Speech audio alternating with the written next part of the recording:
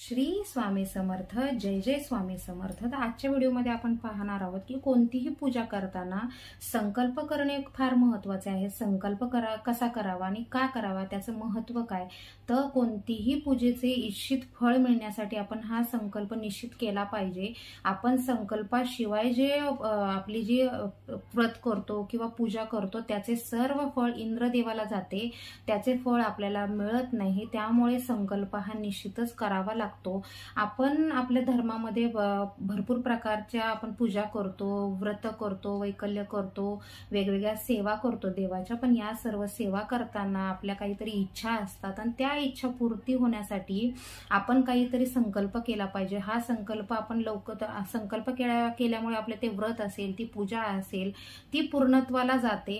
आणि कितीही त्याच्यामध्ये ते व्रत किंवा पूजा करताना संकट आली तरी हे संकल्प केल्यामुळे आपल्यामध्ये ती एक शक्ती निर्माण होते किंवा ती एक आपल्यामध्ये धाडस येतं की ते आपण ते कोणत्याही परिस्थितीत पूर्ण करतो। त्यामुळे आपण संकल्प करणं फार गरजेचं आहे आणि संकल्प केल्यानंतरच आपल्याला आपल्या पूजेचं किंवा व्रताचं इच्छित फळ प्राप्त होतं।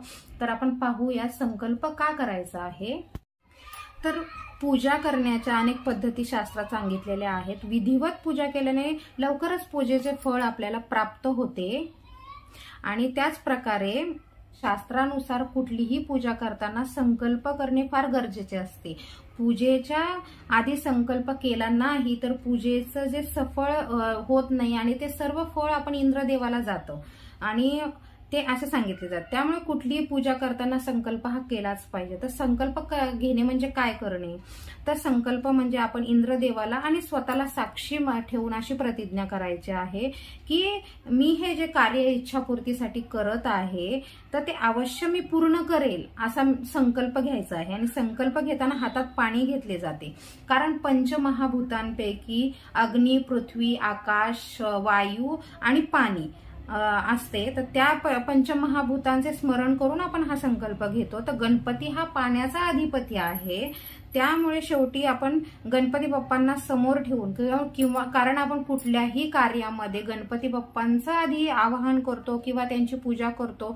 कारण कोणतीही पूजा असो, व्रत वैकल्य असो किंवा आपले व्रत असो, त्याच्यामध्ये आपण गणपती बाप्पांचं आधी आवाहन करायचं असतं। त्याच्यानंतर आपण ज्या देवांची व्रत करणार आहोत, पोथी वाचन करणार आहोत ते करायचं आहे। त्यामुळे नेहमी कोणतीही पूजा, व्रत वैकल्य करताना गणपती बाप्पांचा मान प्रथम असतो।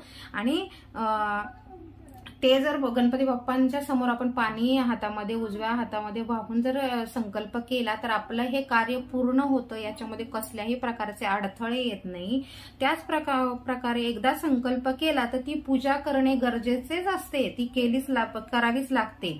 आणि यामुळे आपली संकल्प शक्ती वाढते आणि कुठल्याही परिस्थितीचा सामना करण्याचे धाडस आपल्याला प्राप्त होते। त्यामुळे आपण संकल्प निश्चितच करायचा आहे।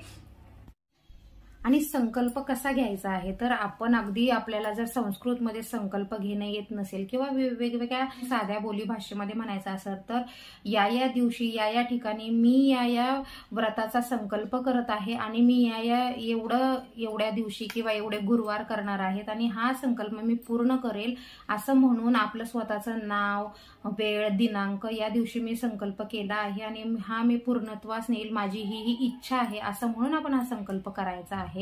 तर संकल्प आता कसा करावा म्हणजे आपण संकल्पाचा विधी काय आहे ते पाहूयात। संकल्प घेताना आपण उजव्या तळ हातावर पाणी घ्यायचं आहे, गणपती बाप्पांचं स्मरण करायचं आहे आणि ज्या देवतेचा आपण संकल्प घेणार आहोत, पूजेचा म्हणा किंवा व्रताचा म्हणा किंवा काही तर आपण जी पूजा करणार आहोत त्याचा ते म्हणायचं आहे आणि कोणत्या इच्छेसाठी आपण संकल्प घेणार आहोत ती इच्छा आपण इथे म्हणायची आहे आणि देवाला आवाहन करायचं आहे, देवा मी माझ्या या इच्छेपूर्तीसाठी किंवा माझी ही इच्छा पूर्ण झाली म्हणून मी हे तुमची पूजा करत आहे किंवा व्रत करत आहे किंवा उद्यापन करत आहे असं सांगून तो संकल्प करायचा आहे आणि ते पाणी तामनामध्ये सोडून द्यायचं आहे। आणि हे तामनातलं पाणी आपण तुळशीला व्हायचं आहे। नंतर अशा प्रकारे आपण संकल्प केल्यानंतर आपल्याला ते व्रत किंवा ती पूजा असते ती पूर्णत्वासच न्यायची आहे, त्याशिवाय त्या पूजेचं फळ आपल्याला प्राप्त होत नाही। तर अशा प्रकारे आपण संकल्प करू शकतो। कोणतीही पूजा किंवा व्रत चालू करताना आपण प्रथम गणपती बाप्पांची आवाहन करायचं आहे, त्यांना लाल रंगाचं फळ व्हायचंय, गंध, अक्षदा, फुलं व्हायचे आहेत आणि त्याच्यानंतर उजव्या तळ हातावर पाणी घ्यायचं आहे, त्याच्यामध्ये पण आपण गंध अक्षता फूल अर्पण करायचं आहे आणि आपली जी इच्छा आहे की ज्या इच्छेसाठी आपण हे करत आहोत ती इच्छा स्मरण करायची आहे आपल्या कुलदेवीचं, गणपती बाप्पांचं आणि ज्या देवाची आपण पूजा करणार आहोत त्यांचं स्मरण करून त्यांना आपली इच्छा सांगून हे पाणी तामनामध्ये सोडून द्यायचं आहे। अशा प्रकारे आपण संकल्प करायचा आणि ते व्रत किती पूजा संपूर्ण होण्याचं आपण तिथे देवाला एक प्रकारे वचनच देत असतो आणि ते पूर्णच करायचं आहे, त्याशिवाय आपल्याला त्या पूजेचं फळ प्राप्त होत नाही। तर अशा प्रकारे आपण संकल्प घेऊ शकतो। तर आजचा व्हिडिओ तुम्हाला कसा वाटला नक्की कमेंट करून सांगा आणि आजची माहिती तुम्हाला कशी वाटली नक्की कमेंट करून सांगा। चॅनलला लाईक शेअर सबस्क्राईब करायला विसरू नका। श्री स्वामी समर्थ, जय जय स्वामी समर्थ। स्वामी कृपेने तुमच्या सर्व इच्छा पूर्ण होत, तुमचे सर्व कष्ट दूर करत, तुमच्या घरात सुख शांती समृद्धी नांदो ही मी स्वामीचरणी प्रार्थना करते। श्री स्वामी समर्थ, जय जय स्वामी समर्थ।